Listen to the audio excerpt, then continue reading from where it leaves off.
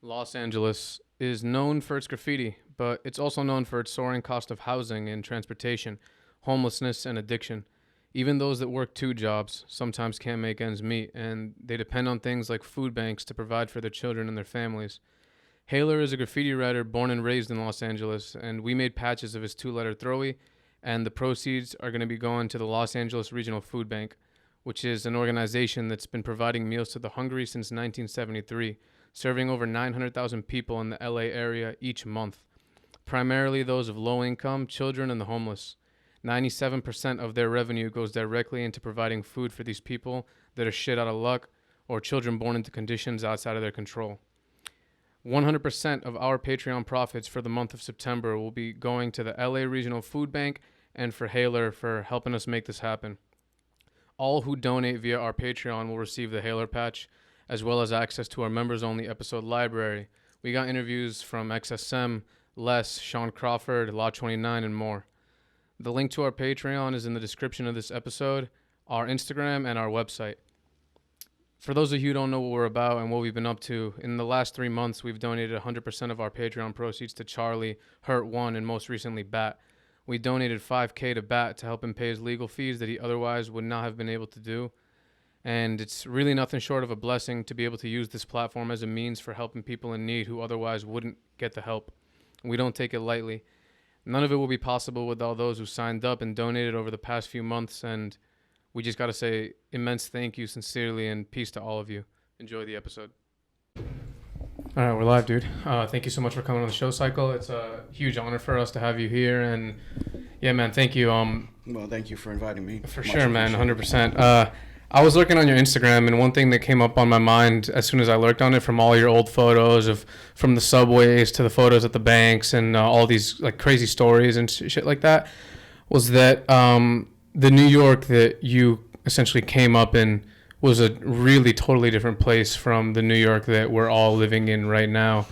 Like how was it growing up? Because you hear all these stories from how it was, and you were essentially there for some of it. Well, it's definitely changed a lot. I'll definitely say that much.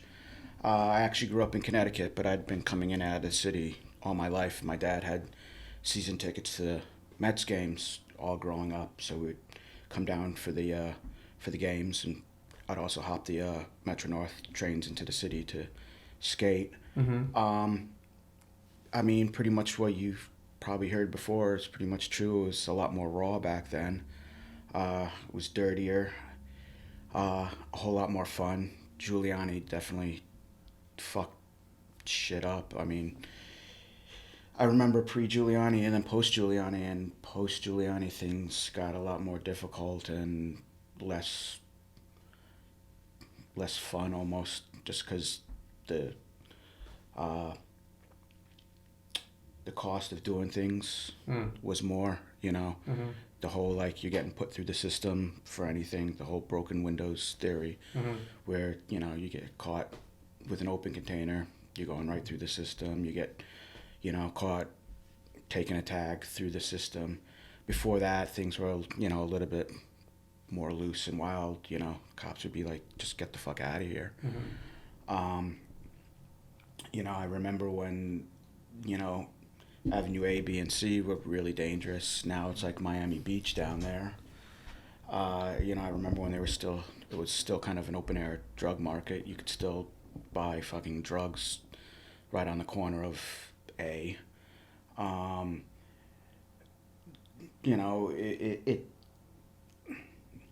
Williamsburg was a whole different story. It was, McLaren Park Pool was abandoned, holes in the fence. You'd go in there and we'd go in there and paint and drink beers, smoke some weed, and, the factories at the waterfront, they got all nice hotels there. And at that point, people would be stripping cars down there. So I kind of caught the tail end of it. Chino BYI gave me a compliment once, saying I kind of caught, my career kind of caught the tail end of what old New York was like, and I always thought that was a really nice compliment that he paid me, that I did get to see some, some of what it was. The graffiti on the walls, everything was layered. You didn't really have the buff going on, so you could walk down the street and see literally layers and layers of history. Um, a whole lot of characters too walking around. It seems like now, after Giuliani and um, after Bloomberg, it's lost a lot of its original flavor in some ways. Bloomberg opened it up to like, now there's Starbucks and Targets and stuff like that. When before it was like small independent stores. You wanted a cup of coffee, you go into the neighborhood bodega. You needed to get something. There were the dollar stores, places that it wasn't. You had a lot of original flavor around that. I don't think it's kind of left the city in some ways. Yeah, I've noticed, like, because we've had, a few writers on the show from that era, or, musicians and stuff. And for example, like LES or RD, when you speak to these people and you hear their stories and experiences from back in those days, it's like they're built from a different type of cloth, you know what I mean? Like, do you feel that seeing these experiences and being a part of that it's shaped in a way how you view the world nowadays since it's changed, or you tend to kind of like numb that part out and just drift towards the modern age in a way? It definitely shapes you, the way you came up and what you've seen and what you had to go through. I definitely think, shapes how you look at things. And, part of it's the way I came up, and also part of it's, age.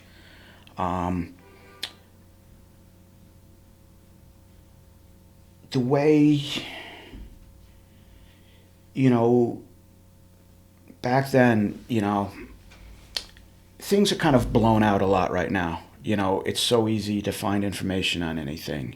You got Instagram, you got Facebook, you can Google it. There's websites.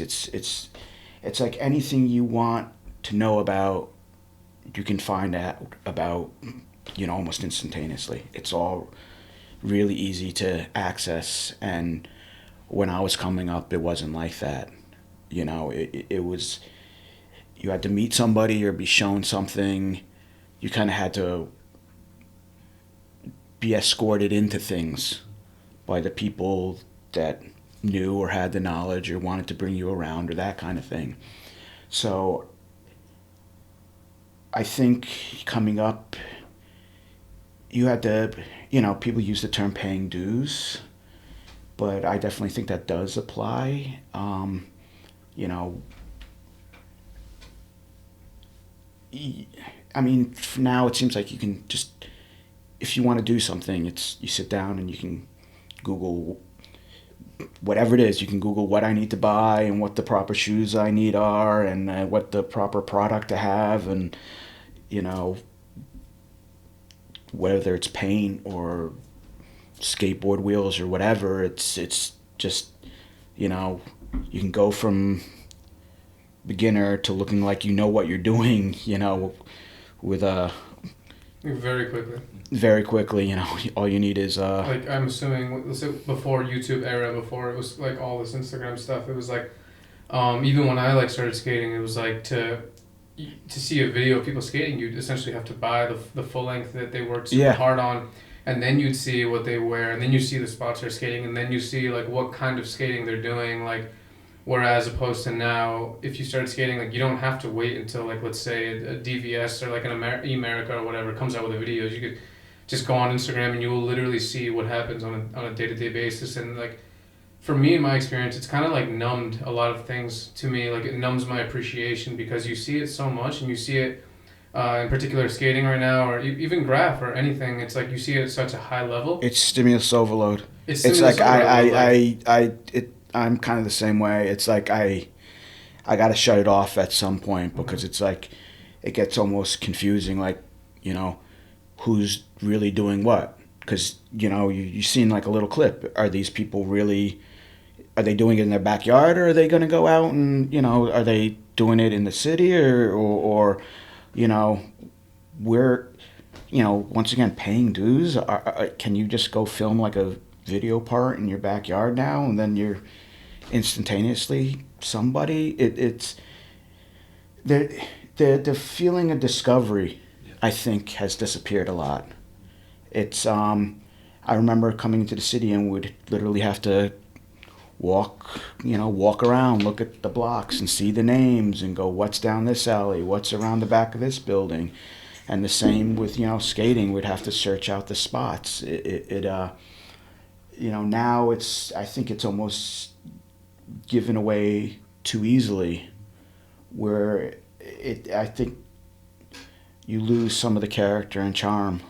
And like that knowledge that you gain through searching it out in real life for yourself is something that like when you discover something like, oh, like this is the shoe, or like this is the sole they use, or like this is the cap they use, it's like something that you kind of, for lack of a better term, like you worked for to get that like little knowledge. So like the person that you become in that little scene, like or in that little subculture, like all your knowledge of how a skater dresses, or like or that this person skates like this or pushes like that or did that at this spot, it was like earned. So like your cumulative knowledge in your mind, it's like something that was almost like a treasure for you, whereas opposed to now it's like legitimately like you do not have to, like you said, you can know everything so quickly. And it's so funny because like now that you can do that, I've talked to like some of my friends who skate who are like super young, like way younger than I am, and I'm like, yeah, you ever seen like America Stay Gold? And I swear to God, one of them was like, what's that? And he's like a legitimate skateboarder, like he literally actually loves it.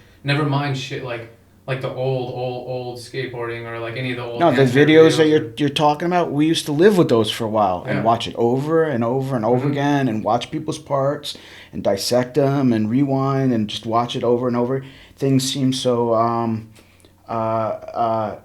temporary now, or disposable. You watch a clip on Instagram and it's gone, and maybe you can go back to that guy's page and go through like 15 gazillion other posts to find that one clip of that one trick you want, but it's gone and forgot about. It seems so disposable now, and while before it's like, and it also kind of, certain videos also kind of marked like a time. They were like a snapshot of a time in my life, or what was going on. I don't know if that makes any sense to you. No, but I agree. like, sometimes I'll hear a song and it'll just remind me of like a certain skate video, who I used to skate with at the time, what we used to do, like where was it that we watched that shit. And I can't remember a single Instagram clip that has stood out to me like that in the past, like, I don't know, months. And I know for a fact I've seen some crazy skating on Instagram in these past few months, but I don't remember any of them. Right. I can't remember any of them, but like, even just from those full lengths, like I remember like Circa came out with like It's Time, and that was one of the first videos I ever saw. And like I remember every song, like how they edited certain tricks with the beat, or like just stuff that now just flies right past your head. And it really blows, because it's like, can we ever get back to that state of purity that we were once in, where like everything meant so much to us? Can we get back to it? With the internet, like I don't even see how it's possible, unless we purposely, like, you know what I mean, stop. I don't know. I'm sure there's some sort of new level of purity out there that I'm just not tapped into. A friend of mine, I was, my age, that, he does music, and this must have been about 2 years back now. We were sitting in a bar talking about, like, kind of being the grumpy old man guy. Oh, remember this and remember that. But he said something to me that I thought was very interesting. He goes, you got to remember, there's kids right now who, this New York right now, as much as we're complaining about this changing and that changing and this not being the same, there's kids right now, young kids right now, that this is the New York they're going to remember. And in 20 years, 30 years, whatever, they're going to be the grouchy old dudes at the bar going, remember when? And, the underground scene that we were involved with is it's over now and done. And, now kids these days, so as I'm sitting here talking about what I was in tune with, there's some kids out there doing some shit right now that I'm just not in touch with, because I'm not where they go or listen to their music or not of their age. What do you think that accessibility that the internet has given us, what do you think that does to something like graffiti? The scene itself and the people who get into it. What does it do? I want to say at a certain point it kind of became too bloated.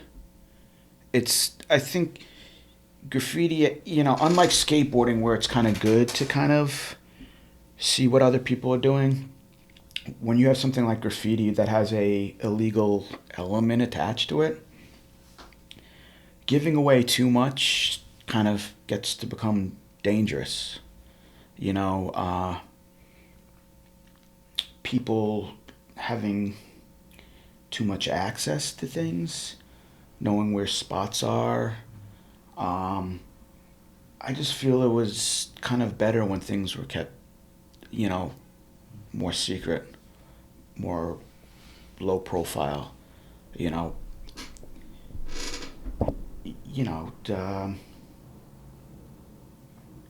not the graffiti I came up on, or it doesn't, something about it just doesn't quite feel right. Once again, that kind of like that moment of discovery when you go out and actually see something for the first time. I remember walking around corners and seeing a piece or something for the very first time and being blown away by it, because there it is in front of you and it's this big, and it's not like this big, it's like, oh shit, the amount of graffiti that I see now that's this big versus this big is, a gazillion this big and 10 this big. I mean, I don't know if that's making any sense, but you're experiencing it more through, whatever this is, like 2 inches by 3 inch screen. No, I definitely understand what you're saying. Like, I agree with Angel mentioned this earlier. Become like a certain level of numbness to it, because I remember there somebody posted this roller actually in Queensboro where Forte and Pear, they took up the whole wall. It's probably like 20-foot high letters, right? And I seen it on Instagram first, and I was like, oh, that's sick, You're talking about Queens Plaza? Queensboro Plaza over there, yeah. And then it's pretty booming. Yeah. And I seen it in person, and I could imagine if I was a kid and I didn't have social media, and it just my sense of adventure finding these spots in the moment, I would have been like, dude, I would have been breaking my neck, tripping over people, chasing it, chasing the windows just to get a full glimpse of it, to experience it all I could. But like, for some reason, when I did see that, I was like, oh shit, that's where that is. And then like, you know what I mean? I already soaked in that excitement through an Instagram post, which wasn't everything. You know what I mean? Well, also with that Instagram post, if you're talking about, that what you're talking about is you don't see how and where it was done and the conditions somebody did it under. Now, if you're familiar with Queens Plaza, what goes on there, and that was kind of parallel to this station. You wonder like what time they did that, or if somebody's sitting on the bench like at 2 a.m. and they see someone across the street, like this, or somebody walking down the street or something like that. You can tell from the Instagram post. Like I saw it on Instagram before I actually saw it in person. And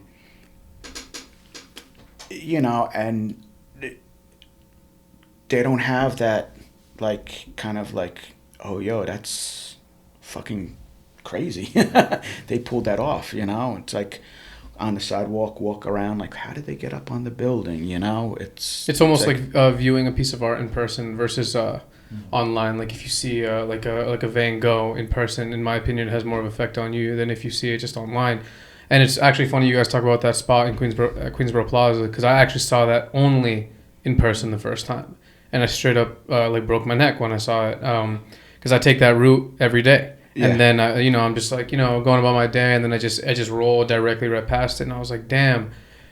But I haven't done that for a spot or any type of graffiti in a while, because I see it all online first.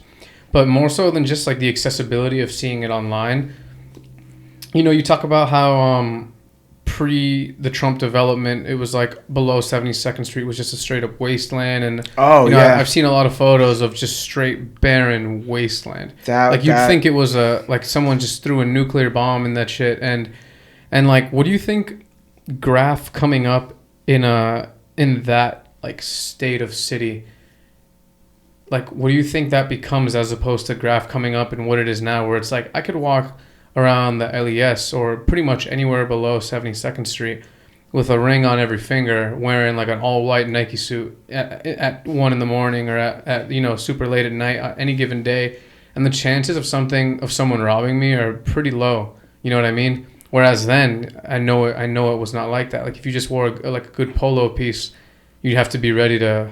No, at that time, you know, I think Kat mentioned something about that. That like, at that time, I always carried something with me. You know, you knew that could be, you know, things could happen, and they did. And I would carry different things with me at different times.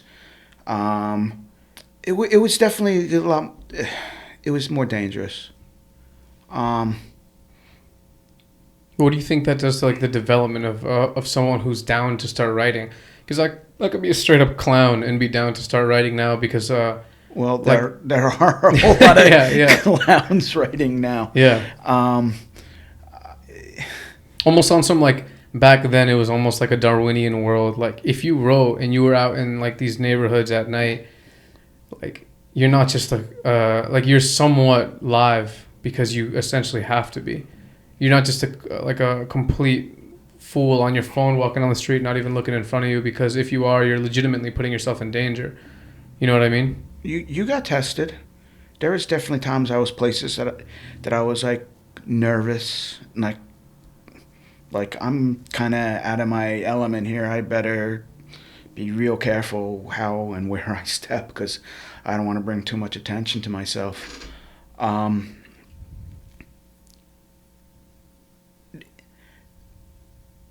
But that was also kind of fun too, because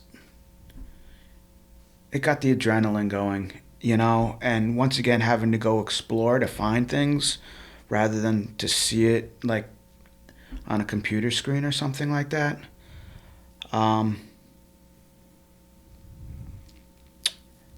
You know, you were talking about below 72nd Street, you know, where the Freedom Tunnels were and what it looked like back then. And it's kind of like what I was mentioning before, the waterfront in Williamsburg, you know, the burnt out cars, they were stripped, broken glass, bums hanging out. Just, you know, you go to do some like legal wall now, and it's just like people are stopping and taking pictures, and it's, you know, it's like an event. Well, before it used to be a game of survival, maybe, you know. Well, something that is to be noted, I think, that should be like paid attention to is the fact that from this time period that we're talking about, it almost seems like to us, like to me and someone who, you know, didn't grow up in that time period, is like a mystical time period, like almost like just the stuff of legends. You see from, like, you look at the graffiti writers that came out of there, and it's just like people like you know, like Ecstasy, YKK, like you know, like the JAs, the VFRs. You look at like the like hardcore punk scene that came out of there, and it's like Cro-Mags, you know, like Gorilla Biscuits, just like high level. You look at the rap that came out of there, and it's like Big L's, Nas's, Mobb Deep's. But then you look at what's coming out of it now, when the environment has not placed the pressures that it put on those kind of people back then. And like, of course, we do have writers, bands, and whatever, but are they on the same level as like the ones that I just stated? I don't know. I don't think they are, personally. Like, I guess the ones that came out of that era are like almost like timeless. Right. They're straight up like timeless, and like they capture, like you said, like a feel of the time period. Like I feel like if I listen to Mobb Deep, I'm like listening to a feel of that time period. Sure. Or if I listen to like John Joseph Scream and the Cro-Mags, I'm like thinking about like what it is to live in a burnt out building in Alphabet City. Whereas now it's like, don't get me wrong, we have rappers coming out of New York. We have good graffiti writers coming out of New York. One thing we do not have is out of Manhattan, Brooklyn, or really the Bronx, any like notable like hardcore punk bands that I know of. Huh. Okay. But I don't know. I just think that like these scenes that are essentially scenes of like they come out of like a kind of like a you're not very like happy. You don't write something like survival of the fittest, like Mobb Deep, if you're just living in like a Disneyland, because why Right. would you write that? That's Right. not what you're feeling. You don't write something like survival of the streets by Chromax if you're just everything is chilling and you can just walk around Alphabet City with a gold ring on every finger. You know what I mean? But Yeah. now it's like, what is like it's. I'm not saying that I would like things to go back to shit just so we can have good art, but I'm just saying that I think that is causing a decrease in the arts. Yeah, it's like a diamond. The pressure creates the diamond. Those are definitely snapshots of that time. As I was mentioning before, there's probably stuff going on right now that I'm just not in tune to, that maybe, kids are communicating on a different level, and maybe there is something of that intensity out there that I'm just not familiar with. But I don't know. That you're talking.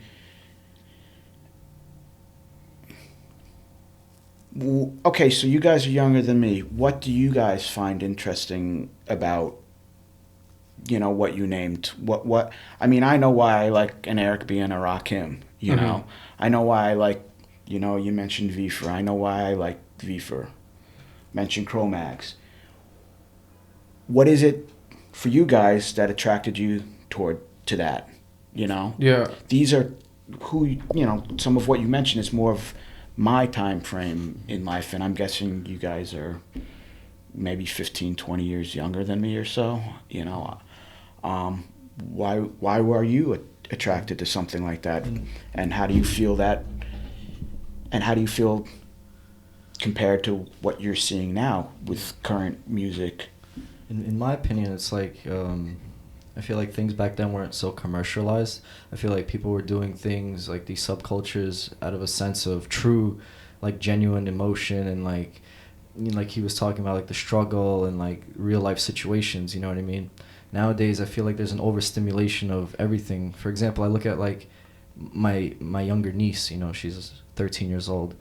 I notice like when we have family dinners and stuff, it's almost as if these kids they're like bored with the world, if that makes sense, because on their phone they have access to every single thing that has ever happened and is happening, that is so exciting, more exciting than them like going downstairs and sitting down with their family, if that makes sense at all. Like these like TikTok videos and people doing extreme things. Like I feel like I didn't have access to a lot of that at her age.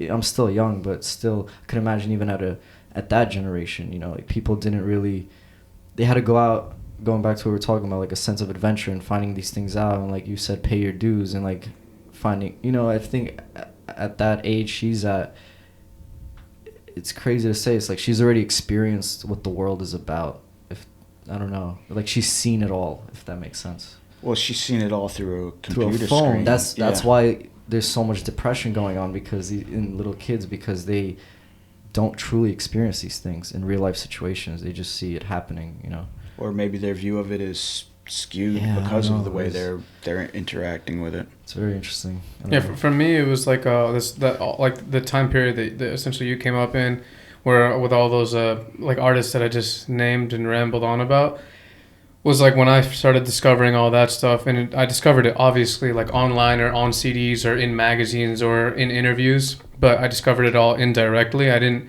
see it like in person, because it was just years before my time. It seemed like the realest thing to me in terms of like purity. Like it seemed like something that you gained a lot from intrinsically and very little from like materially maybe. Of course, like the most successful of these artists like ended up making it, like for example like a KR or like Prodigy from Mobb Deep eventually made a ton of money. Same thing with like all the ones that make success, but almost always their best albums, their best art, and their best work is in the beginning, before they have all that shit, before they have all the money. So when they were doing it, and like the way that they're like legitimately talented artists, the way that they like change their voice or will mend their voice to a certain beat will make you feel their straight up like emotion and their pain or their joy or like their struggle just through a few simple words. And like when I stumbled upon this, I was essentially like the only kid in my little group at the time who like was finding out about all this, and I felt like I was finding about like a whole world where all these things were like almost interconnected, and I'm like, this is super real. Um, Whereas like I was saying, even just from like their style of clothing, like the style of clothing like the punks would wear, the style of clothing like the rappers from there, like I could watch like the Survival of the Fittest music video on YouTube right now, and like all of them standing in front of like that burnt out building. It's powerful image, you know what I mean? It's like Yeah. some historic shit, and they're all wearing like what they're wearing, which nobody today really wears the same exact style of like how they're doing it, because it's just a past time period. And for some reason that sticks out to me more than like not only current, which is like trap and like mumble rap, but like also like even just like and it's no diss, but like 50 Cent or like Lloyd Banks, like they're good, don't get me wrong, like they've come out with good stuff in my opinion, but not like, I don't know, not like the Queensbridge rap or like stuff from Brooklyn back then, or like even some of Fat Joe's old stuff. It's like, I don't know, I feel like you can't recreate, or even like you can't like even I don't know, it's not the same as what is available now. So it's really cool for me to like sit in front of like someone who came up writing graffiti and skateboarding in that time period, and like hear what you think about all this stuff. You know what I mean? I there's there's not too much new music that I'm really excited about, to be honest with you. Um, it's kind of hard after being interested in some stuff for so long that the sense of discovery kind of disappears a little bit. Um, you want to, it still interests you and you still want to be part of it. But I just remember, I remember being younger with both the graffiti and the skateboarding, just 24/7, just completely absorbed in it. But after being involved with it so long, it's kind of like I feel like I have the ability or maybe permission to step in and out of it as I want to now, where I don't feel I need to have it with me 24/7, 365 as I did before. Um, I'm not sure if I'm explaining that right.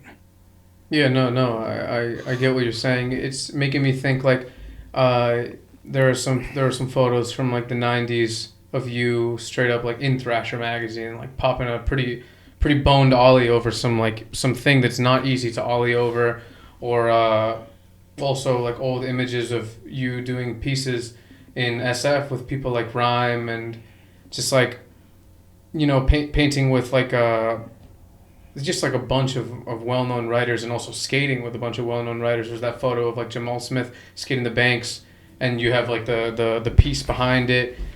And like, were you able to stay amped on both things simultaneously? Because I've always found that super hard in my life, to stay amped on two things 100% on both. Like I Yeah, found it no, have no, almost impossible. yes, I actually was. And I think one allowed me, I could jump back and forth between the two, which allowed me to actually stay amped on them, because graffiti's a pretty intense activity. There's a lot of, you know, there's a lot of negativity wrapped up into it, fights, people robbing each other, cops, arrests, central booking. So there's a lot of negative intensity wrapped up in that activity. And what I liked about skating is I was able to walk away from that and be around this other group of people and this other activity that I was very much involved in, and put that energy somewhere else, and then go back and, deal with the graffiti again and be involved with that. I wasn't I didn't necessarily burn out on it. I had an escape, and like if I wanted to be around like a more positive thing, I'd go over and hang out with skateboarding, and I could put graffiti to the side, and I don't want to deal with the problems and the beef and all that. I'm gonna go hang out with my friends over here, and we're gonna go skate and drink some beers and enjoy something. But then when I wanted it to be like, yo, let me go out and do my thing and get fame and paint a lot, I'd go back over, do the graffiti, and be involved in that scene. So uh, the skating really gave me like an out from you know becoming too negative with the graffiti and maybe destroying myself with it. Um, but yeah, I mean, I had groups of friends in both worlds, so I would definitely say I was pretty stoked on both of them at all times. Some points in my life, more or less, but you know, I was always about both of them. So I know in 2006 you had like that little run-in with the law and a bunch of court cases, and like you had to stop and question as to like why is it that you're writing? Do you still have to? Should you even still be writing? Are you just gonna like continuously get into more trouble with the law? What was the extent to like the trouble with the law that you got because of graffiti? Because obviously you've been writing for a very long time, and I know of very few writers who have written for a long time, especially writers who have actually went hard and have not experienced something pretty like notable with the law. So yeah, what was your experience with it? uh, I kind of caught it. I kind of did a three strikes, I'm out kind of thing. I was going hard for a long time. I had two or three, four, maybe five little arrests here or there. Get community service, that kind of thing. Nothing major, but as I kept going, get more and more well known and do more, you become a larger target. And I ended up having my last really major court case. I had one court case where Vandal Squad picked me up in front of my house, followed maybe a year or two later by them actually raiding my apartment, and then probably another year or two later actually getting bagged up by them in a freight yard. So, and this was all in Queens, so I had an ADA, an associate district attorney, take he didn't like me very much. And so my name was flagged. So every time I got arrested, I was put in front of this guy. And the last case I had, which was when I got bagged up in the freight yard, they wanted to actually really put the screws on me. I was, I think at that point, facing 2 to 4 years. Just for graffiti? Just for graffiti. And the ADA, he walked into the courtroom, and he had interns go out and do all the research they could on me. So he walked into the courtroom with a stack of books and magazines and printouts from the computer, like my whole career that he had his interns find, drop it on the judge's desk and just be like, and was basically like, this is this guy, this is who we got here, and he just wanted to shut me down ever so bad. And the case went on for about a year and a half, and I had an amazing lawyer. Her name's Stacy Richmond. Plug, if anybody gets in trouble. And she was able to basically work a miracle and pull me out of that. And at that time, I kind of had to be like, I got to take a look at this. It's, if I keep going back to what I was doing and going hard, things are going to go a different way, or I can just lean back and chill a little bit, start exploring some other interests, start working on my fine art, um, maybe spending less time in train tunnels. Um, you know, I felt like one more big arrest like that after that one, I kind of used up my last get out of jail card. And if I caught another big case like that, I don't want to, not really interested in going and sitting in Rikers for any uh, extended period of time. So I kind of was like, you know what, um, let me chill a little bit and you know see where things go from there. Uh, so I just been keeping it a lot more low key about going out and doing things since then. Just being very more selective and um, I just really don't want to. As I said, I think I had my last get out of free jail card was used on that one, so I want to kind of avoid any more problems. Definitely in Queens and hopefully in New York City. At the time of all those court cases, did you ever think of like switching up your name or the letters or the style? Because it's a thing in graph where like if someone has a consecutive arrests, they end up like changing it up so they're not really onto them. Or were you just really dedicated? You didn't really care. Well, I had aliases. I had aliases that I used. Um, when they picked me up in front of the apartment, they kind of knew who I was at that point, so that uh, then they were actually in my apartment. Obviously, they knew who I was. The last time is the one they caught me in action, which was the really kind of like the icing on the cake, because there I was in a freight yard with the paint, everything got raided.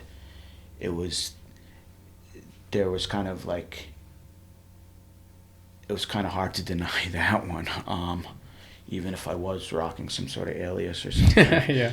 You know, no, guys, it was the other guy that looked just like me. Yeah, it's pretty interesting. Like a lot of writers will say the exact same thing.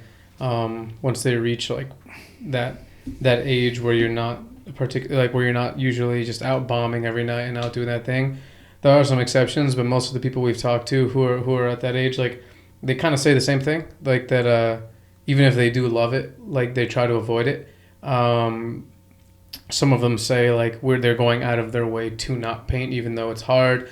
Claw, which was one of our first episodes, says something along the lines of like that you can't live a balanced lifestyle and be an actual like straight up real writer. Like you just can't. Like it will spill into every area of your life. And it comes with other things that just like it's very hard to take the one and not the other. Very few people can do it, and that's why like she doesn't really paint like that anymore. And like just like it's always like it's kind of like a pattern. Everyone having a similar experience with their realizations as they grow older when it comes to graph. Because at the end of the day, like what are you supposed to do? Just for the sake of having your name up, just be out every single night. Especially like with how it is now, with like this race to who can get that Instagram account to take a photo of their stuff first, and who can like everyone's like competing, and like the hashtag is their little point system of like, oh, like I have these points, like 500, look, oh well I have 700, and it's like that's some shit that is not for once you're like grown. That's my opinion. No, and I think that's a correct opinion to have. If you're going to do graffiti and you're going to go all the way with it and really, really be about it and really want to live that life, you're probably going to get shut down at some point, either because of legal problems or just the fucking adult world catching up with you. I'm sure, I know I have, and I'm sure you've seen some people that have just never matured and moved on to the next stage of life. You don't want to be that 50-year-old guy hanging out with 20-year-old kids on the corner, still trying to live that life. It's, that's not a good look. It's like, you know, do it and as best you can for as long as you can, and then eventually, you know, time takes over. And as I said, you either have to graduate to the adult life or you get shut down. I basically went as far as I could to have these court cases, got shut down pretty hard, had to kind of reevaluate things and find where I can enjoy this activity in my life without having it destroy everything else I've worked for in my life. My relationship, my studio stuff, because it's like the way I look at it is it's cost risk analysis. Okay, I know how much time went into the last court case I had, bail, money for the lawyer, and right now it's like the time. I'd hate to lose that time in my life right now, a year and a half of every month going back to court and sitting there and going through all that. That would really suck. The money put forward to court costs and everything else that I had to pay, lawyer fees and everything, that's money that goes to pay, for a studio for me right now. I'd probably lose my studio. My girl would be tripping on the whole scenario. It's just like all that for a thrill, for a good time, so I can show off for a bunch of other people, Yeah, it doesn't add up. It doesn't make sense. I kind of checked all my boxes. There's one thing left that I want to do that I never got to do, and someday I hope to still get to do that. But I pretty much checked all my boxes, and it's like, of everything I wanted to do, and it's like, if I did it, how many times do you want to keep doing it again till it becomes a positive turns to a negative? Do you follow what I'm saying? No, I know what you're saying, and something that I'm thinking of is like, essentially, like if you look at the people who are the best in their thing, or like the most memorable, the people who are like the champions in their field, those people usually sacrifice everything for that thing. So for example, like, I don't know much about basketball, but I can assume that like a Michael Jordan spent a lot of time on the court thinking about basketball, watching basketball videos, Yeah. examining plays, blah blah blah. I know like Floyd Mayweather is notoriously known for just training harder and more than anybody else. If you're going to be a surgeon, you have to literally live only as a surgeon. Like, you're not a surgeon and then when you go home you're like, actually I play baseball too, like good. You're going to be a good surgeon and like a very mediocre everything else most of the time. The problem with graffiti is like, to be a good graffiti writer, like as opposed to surgeon and a basketball player, is like graffiti does not pay money. So like you have to do something else to be able Right. to live, but you're also trying to be like the champion in graffiti. And then along with the fact that it doesn't pay anything, it literally will get you arrested and take away from like your ability to make money, Right. which is like what is feeding you.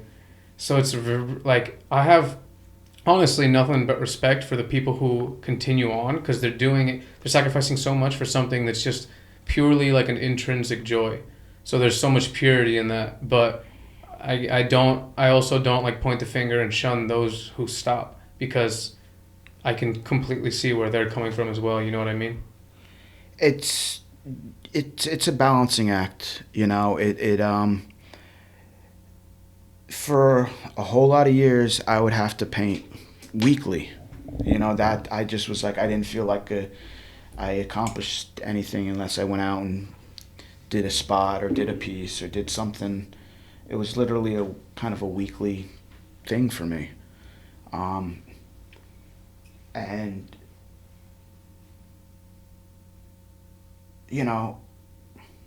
that's a whole lot of time, like you said, to put towards something that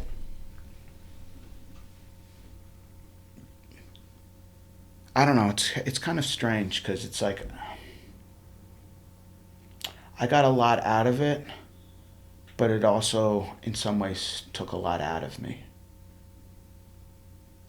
You know, I don't want to say I'm done and over it, because I still go and like to do pieces and, you know, do stuff on the under. But I also know at this point in my life and career, I also got to be very careful that I don't want to do something to hurt myself and hurt my future. It's...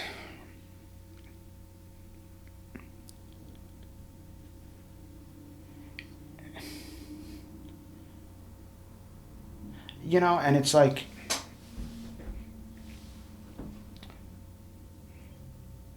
It's kind of odd, too, where it's like... If you're a musician, you get well known for being a musician. You can keep playing music as long as you're physically capable of it, you know? If you're a basketball player, you're going to play as long as you can, and even if you retire from the pro leagues, I'm sure you're going to go out and, you know, shoot baskets, you know, with your friends or something like that. You become a large graffiti writer, you're forced to stop, you know? It's not like, it's like, well, what do I do with myself and my time and my interests now? Yeah, there's that quote, like, there is no finish line, but it's like the finish line is when they come and force a finish line. Yeah. I had to kind of... make your life so ass if you continue that, like, there's the finish line. I always, when I was young, I was like, oh, yeah, eventually, you know, I'll grow out of it, or I'll come a time that, like, you know, oh, I don't need this anymore, or I'm just going to chill. And that never really came. I pretty much had to get shut down. I probably, if I didn't have that bad patch of court cases within a couple-year period, I probably would still be going as hard as I could right now, but that's, you know, the way things went. And, you know, it's just, you put so much time and energy into becoming good at something and the best you can at something, only to be forced to stop, which was a really odd thing to think about. I'll tell you this, one of the arrests I had with the Vandal Squad, they told me something really interesting. And, you know, whether this is true or not, I don't know. You know, maybe they were blowing smoke up my ass, or trying to butter me up to be cool with me, hoping they could, you know, get some information out of me. But they said to me that they go to me, you know, you're not the guy out there doing the most damage right now. You're not the guy out there killing it the most, but you're just too damn good at what you do that you're inspiring kids to go do this and copycats, so we have to shut you down. And, I mean, whether they really meant that or not, or they were just trying to be cool with me to get me talking about stuff, you know, I don't know. But that, I always thought that was the oddest backhand compliment, that you're too good at what you do. You're inspiring too many people, so we have to shut you down. And, you know, you walk away thinking about that, going, well, fuck, what do I do with my time now? You know, I'm trying to focus all that towards my studio work and you know. Well, yeah, I mean, you've been doing graffiti for so long. You started around 89, right? Yeah. 89 and up until essentially 2006, and you reminisce all the time on Instagram about crazy stories, all the photos that you have, you know, back then, as it is now, but nowhere near now as it was back then. Like, it was a practice to document. It was a practice to be taking photos of your stuff and other people's stuff. Whereas now, I think the average writer does not really do that as much. But anyways, you've seen so much stuff. I saw on your Instagram that you saw someone connect a TV using the third rail with a coat hanger or something like that. Yes, it was. Yeah, it was. Yeah, like workable TV in a subway tunnel. What'd they do? They just like took the coat hanger and like made it touch the third rail? I don't even really know. I didn't want to poke around too much because it was like, I'm gonna touch something and electrocuting myself. But there was an older TV and then a smaller TV on top of it. and it was just like You clicked it on and it turned I, on. I was I was painting with Smith, and it was kind of like a bum's nest around. There was all these cats down there too. That I'm just like, uh, this was on the Brooklyn side by the Manhattan Bridge. Dumbo, uh, long time ago, and once again older New York before Dumbo is kind of fancy now, but it was Manhattan Bridge, Brooklyn side. We're down in there, and there's a bunch of cats walking around. I'm like, what the fuck are cats doing this deep in the tunnel? And they were all like matted hair and just dirty. I'm just like, oh, these poor animals. What are they, you know, cave cats? And we come on this up on this bum's nest, you know, like they made like a little fucking shanty town house down there, and I'm assuming that guy brought the cats down there as pets, and they probably can't figure out how to get the fuck out of the tunnel, so they're probably just stuck down there catching rats to eat or something like that, or the guy coming down there with cans of cat food, and but these poor animals were so dirty. But they had two TVs down there, and somehow he rigged one of them up to the fucking third rail somehow, and we turned it on, and it was actually tuned to cops in LA, which I thought was very ironic that we're in a subway tunnel in New York City committing a crime, and we turn on the TV and there's a show about cops on the other side of the country in LA. But yeah, it was some crazy shit. You're talking about back then versus now too. I don't know how much of that stuff really exists now, like the tunnel people and all that. You're talking about 72nd and Riverside too, the Freedom Tunnel. There used to be all kinds of encampments all It's up and just down crazy. there. I can't even imagine. Like I was reading this book, A Hardcore Life of My Own, and in it they have photos of the old LES, and it's like irrecognizable. Like you can see a photo of, let's say, like Main Street in Queens, then and now, and you can kind of, there's like that same street still exists. Like you can kind of see, Right. you see a photo of Alphabet City then and now. It's like, Yeah. dude, it looks like it's straight up like a war torn country. It looks Yeah. like they just, like I said, it looks like someone took a bomb and threw it, and it's just crazy that it like relatively has not been a long time. It has not been a long time, like from then until now. Well, I mean, look at it, like the that's- difference now is absolutely crazy. Buildings pop up in the LES, like it's Well, I mean, I freak out about that all the time. I mean, I used to live in Williamsburg, 94, and what I remember it from then versus now, it's just like, it's not even the fucking same place. Like you said, I walk around corners and it's like, this doesn't even fucking look like the same street. It's unrecognizable in photos. And, same with Riverside Park. It stops, and then all the way down on the west side was just like fucking shit. mm-hmm. Now it's like, oh, we got landscaping companies planting bushes and stuff. And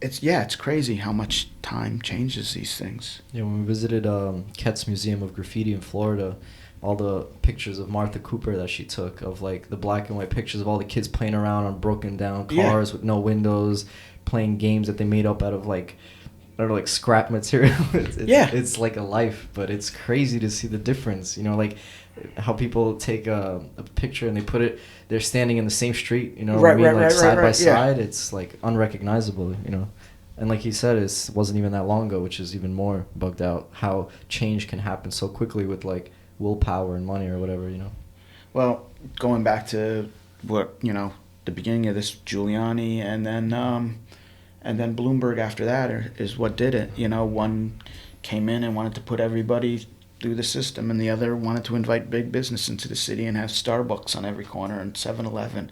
Fucking a 7-Eleven in fucking New York City? What's wrong with the fucking corner bodega, really? And that's kind of what did it. And I guess they wanted to invite, like, bring money into the city, but in the end, it costs the city like its homegrown flavor. So. Yeah, I guess it's gonna just really change, especially as the years go on. It's gonna change like the essence of what is New York's homegrown flavor. I'm afraid that I'm not even gonna say afraid. Like it really won't really like make the most big difference in my life. But like, when you look at like a Boston, which does have its own culture, or like a Chicago or like a Miami, they do have their own, I guess. But New York's is definitely something that like you come here, you go to like specifically like LES, you take the trains, you walk around, and you feel like this is very unique to New York. Like this is not like most other cities. Like there's a specific feel you get. There's a specific like culture and like something that in my experience you just like feel.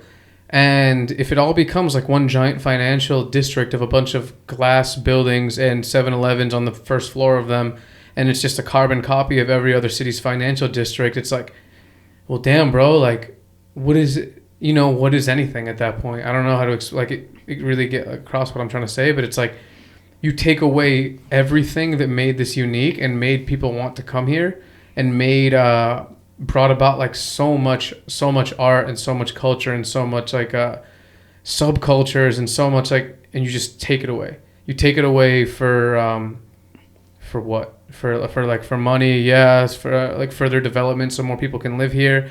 So the city becomes like safer, which is like, yeah, city becoming safer is definitely like a good thing in a lot of ways. I wouldn't want to live in a place where like I'm afraid to wear all white Nikes because I think like if I go wearing all white Nikes, I have to be ready to stab someone. Like I wouldn't want to experience that. I wouldn't want to like, we see these Martha Cooper photos of like all those kids straight up like mad skinny from malnutrition and like playing with like shards of metal, and it's like, wow, that's an amazing photo. Yeah, but would you want to live there? Would you want your niece to be living in a place like that? And I wouldn't. So it's like, I don't know, like what do we, I guess like what I've always thought of is like it'd be sick if there was a middle ground. Like we keep the bodegas, we keep like there's no 7-Elevens, no like mainstream like taking over and making it a carbon copy of every other financial district. But also we don't have like malnourished kids playing with shards of glass on every corner and like getting attacked because we're wearing a certain brand. You know what I mean? That's just like two extremes in my opinion. Yeah, I think things kind of move around though as one part of the city cleans up, another kind of falls off, and the LES is probably never ever going to be the LES it was in the 80s or 90s ever again, but I'm sure there's some other part of the city somewhere that's falling apart right now. It all comes down to money. People want to, they want to feel safe. They want to build their buildings. They want to have the yuppies move in and pay higher rent and push out the other people. It's all done at the cost of homegrown flavor. It's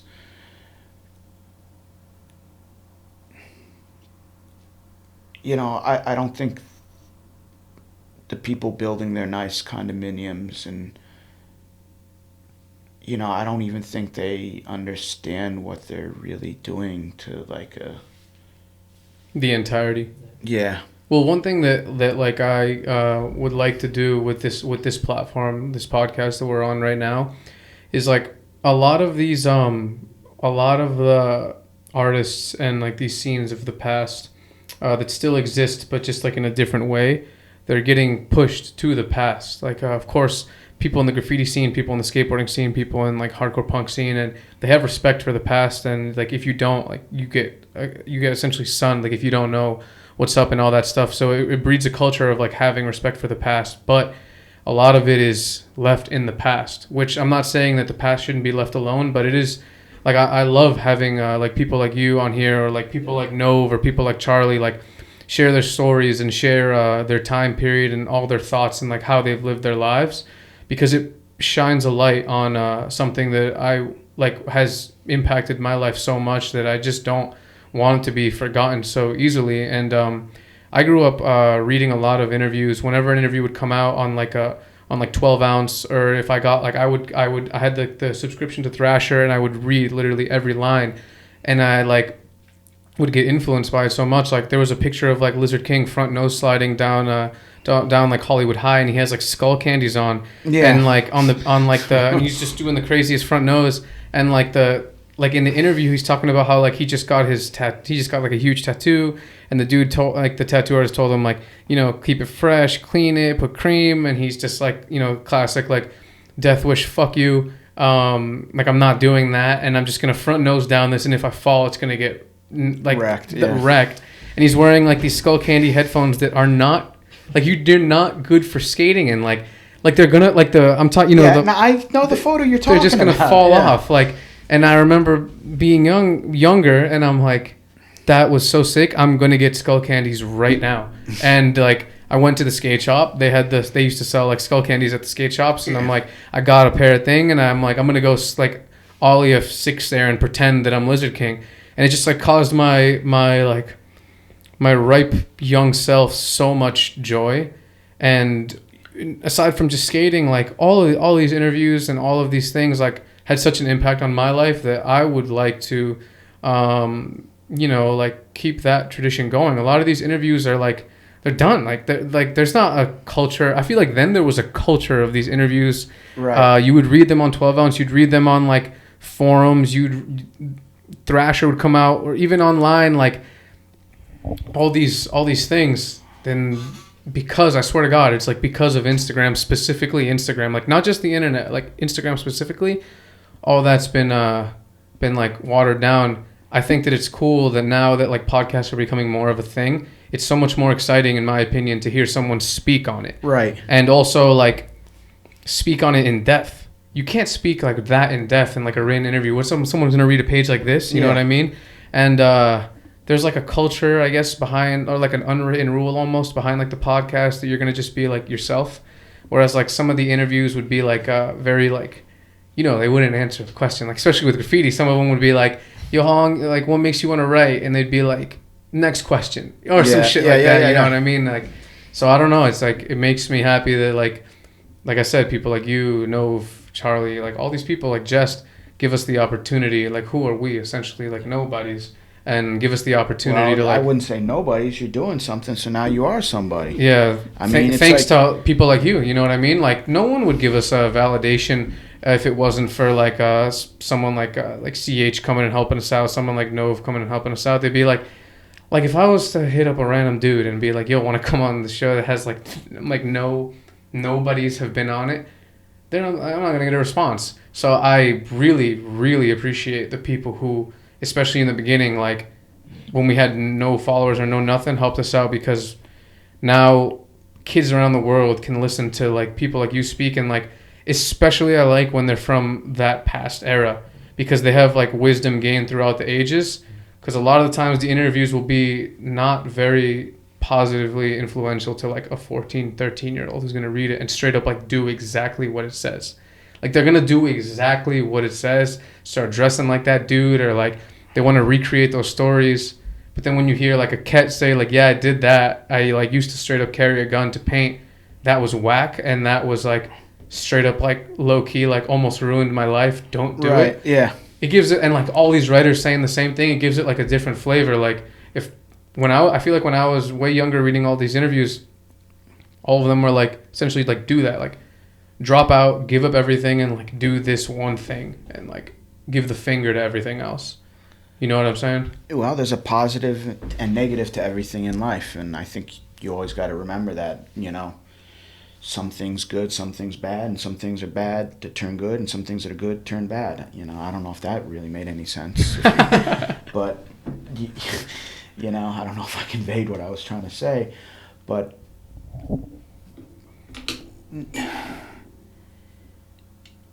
you know, your opinions of things change over time. And time's a motherfucker. It really... It can kind of play with your head at times, like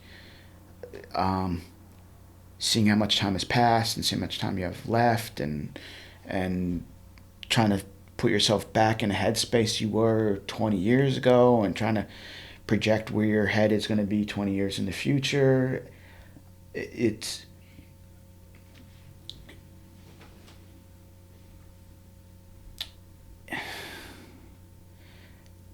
I think it's good to hear the people talk.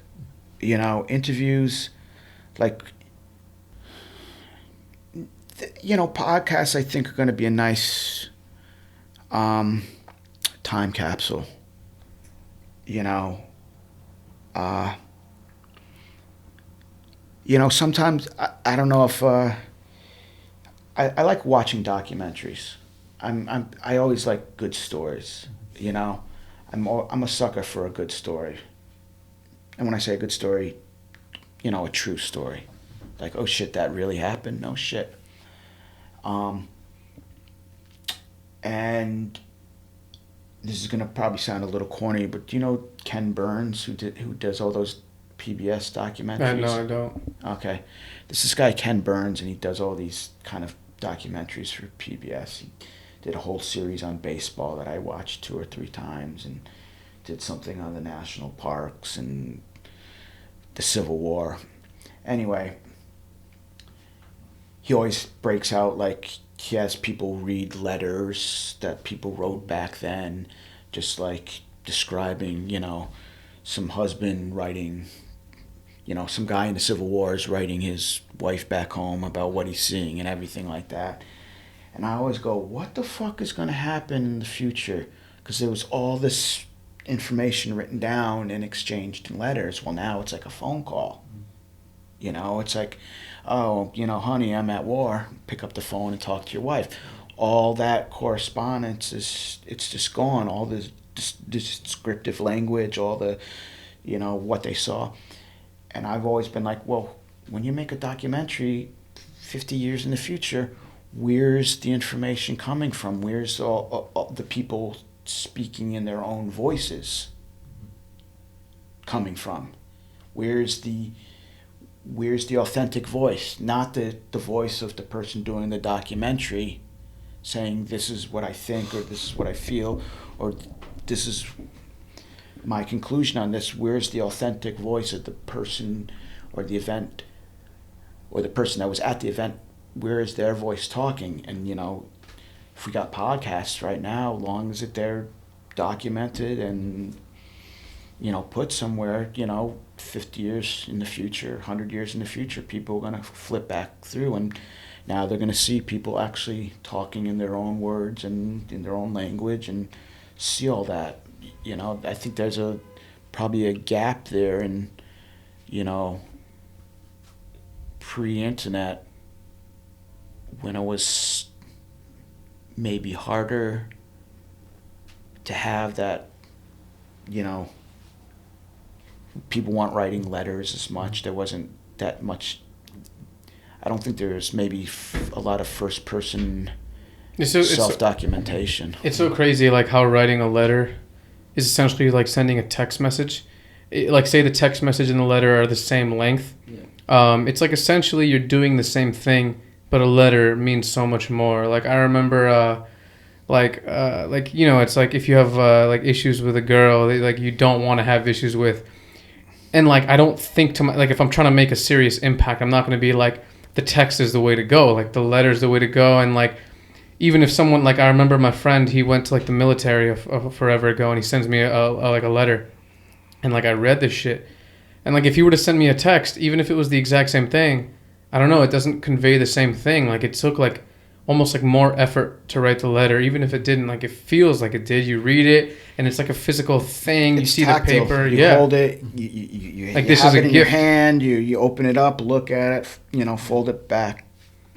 You know, put it away. Take it out again. It's you know, same thing as, like, Instagram. Looking at photos on Instagram is not the same as having those hard copies. Like, imagine if like for example, my like, if like my friend, he went to bookings for a few days, and he thought he was gonna actually get locked up, and he wrote me, like, a letter while he was in there to send me, but then he ended up, like, nothing, like, thankfully nothing happened, and then I got to read it just for, like, the shits when he was out, and, like, he, like, drew, like, a throwy in there, like a straight, and I'm like, this is, like, I need to keep this because this is so ill.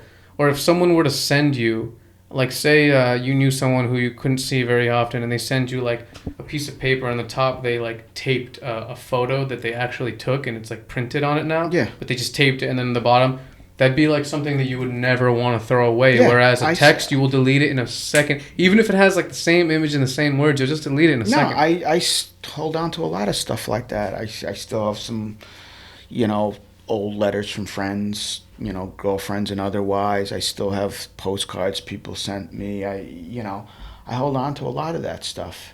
And it's just kind of something, there's something, about holding that stuff actually in your hands and turning it over and, looking at the back and seeing maybe where the corner is creased a little bit or something like that. Just deciphering their handwriting. It's not just like copy and pasted Times New Roman that everyone has. Yeah. It has like their own style to it. You know what I mean? Someone was just telling me, I was talking to someone on Instagram, and they were telling me that like apparently the way the brain deciphers words is different when it's on paper and you're holding it than when it's on like a digital screen. Like the way that your memory holds on to it is totally different. So, because I was just wondering on like printed books versus like let's say like what's that shit called? the tablet thing. Yeah, Is yeah. that what you're talking about? Yeah. The Kindle or Yeah, something? the Kindle, like the Kindle. Like how it's different. If you read it, it's just completely different if you actually have I it. could in your never hand. get into fucking using those things. Mhm. I still got to have a book. I still got to actually sit there and flip pages. It doesn't feel like a book. It feels like I'm reading the internet. Yeah, or it feels like something. I'm on my phone. Yeah. Which I am like what I'm trying to avoid if I'm trying to read on something. You know what I mean? Like even sometimes I'll read the news on my phone and I'm like I'm literally reading right now and I'm taking in information, but I don't feel like I'm reading. I feel like I'm mindlessly lurking. Even if I'm reading. Yeah, plus like if you're reading a Kindle like for hours, like you got the fucking The glare and the stuff radiation like fucking electromagnetic waves like poisoning your mental. But I was gonna say like the black books, man. That's when you guys were talking about documentation and like it having a certain like vibe to it. When you go through old black books from like the 90s, or I had the privilege of looking at some crazy shit, and like little quotes people would write, and like it's like you said, like a time capsule. Like in that moment, that's what that person was like thinking and doing. It's pretty amazing, you know. Now, some of that's like some really funny stuff, like song lyrics and other random quotes. Like, Yo, what the fuck is that? Graffiti supposed to writers, mean? especially like all the drugs they're on when they're hitting that sometimes, like the shit they'll write, like no, you can't make it up. You know, it's like very unique. Yeah. Yeah, I've looked through some black books of just like my old friends, and we'll just look at like a page they legitimately hit like 7-9 years ago, and they'll just write the most ridiculous thing in a bubble, and I'm like, dude, what were you thinking when you wrote some shit like that? Or like it's just funny and it's legit. It's like almost like cemented in time. Like it's not chiseled in a rock, but it's on this piece of paper, and it will stay there as long as I don't burn this thing. And I'm going to be able to look at it. Like any feeling that I wrote down at that moment, I'll be able to look at it and be like, that's crazy because I felt that then, and like maybe I don't even feel somewhat the same now. I go back and look through some black books and drawing books from 20 some odd years ago or more, 25 years ago. What the fuck was I thinking? Just, song lyrics, or I'm upset or mad about something, or I don't know. It's almost like you're clowning yourself sometimes. Like I looked through like this old black book from when I was like 12, and I like wrote down the thing, and like maybe I wrote like I did whatever, and then I wrote down like a little message, and it was something along the lines of like I came here to do what I have to do, if you know what I mean, or some shit like that. I'm like, yo, I was like 12 years old. Like what the. Like, who did I think that I was, or like, what was I thinking? You know I had what I mean? one. I was looking at like from when I was 18, like when I had my first love and like we broke up. I wrote some shit. It was like, I wish I knew exactly because it like rhymed and everything. It was so fresh. It was like holding on to you was harder than holding on to the third rail or some shit like that. It's just like so funny, and now I don't feel that at all. You know, it's just like that moment of time was that. Or you look at like an 11-year-old's or 12-year-old's black book, and it'll be like, boom, fuck the government, or some shit like that. I still write some crazy shit. It's just hilarious. Like, what do you know at 12 about the government? Yeah, we were talking to that dude Andrew Wilson a few days ago, and he was saying how like pre-18 he had no conscious thoughts, So it's like Autopilot. So yeah, he was on like autopilot. Like he can't remember like anything he actually like his conscious thoughts before them were just nothing. And like I kind of feel that sometimes, and it's like, but then you can look at what your conscious thoughts were, and the conscious thoughts at 14 years old was like, fuck the NSA or some shit like that. It's so funny, you know. But yo man, it was an honor to speak to you, and thank you so much for coming on the show, Cool. bro. Well, thank you for inviting me. Yeah, I thank appreciate you so much, it. man. Thank Hopefully you. there was something worth listening to in there. No, Nah, dude, it's absolutely. a piece of history, dude. Thank you, man. Right on. Peace. Thanks.